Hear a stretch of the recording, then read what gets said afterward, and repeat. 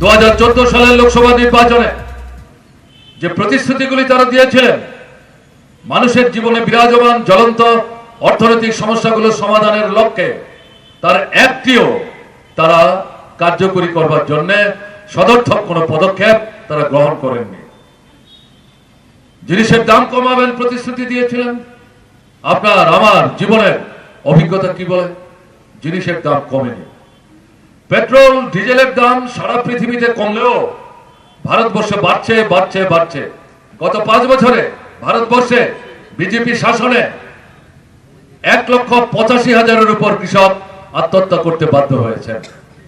এবং যে যে রাজ্যগুলোতে কৃষকদের আত্মহত্যার ঘটনা সবচেয়ে বেশি ঘটছে, প্রায় প্রতিটি রাজ্য বিজেপি শাসিত রাজ্য। আপনাদের আসামেও কৃষকদের আত্মহত্যার ঘটনা আছে। 5 বছরে 10 কোটি নতুন চাকরি সৃষ্টি করবে বিজেপি সরকার তৈরি করতে পারলে। অভিজ্ঞতা কি?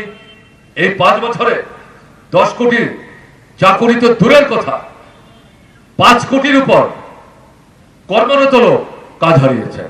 দেশের গণতন্ত্র, দেশের যে ধর্ম নিরপেক্ষতার যে বৈশিষ্ট্য বাতাবরণ, তাকে সুরক্ষিত করবার জন্য এবং দেশের আমজনতার জীবনের যে মৌলিক অর্থনৈতিক সমস্যাগুলো আছে, এগুলো সুরাহার জন্য একটা বিকল্প কর্মসূচি হাতে নিয়ে যে সরকার দিল্লিতে কাজের জন্য অঙ্গীকারবদ্ধ হবে, এরকম যে শক্তি, তাদেরকে জয়যুক্ত করে এই ভিন্ন স্বাদে ধর্মনিরপেক্ষ সরকার দিল্লিতে এবার তৈরি করতে হবে।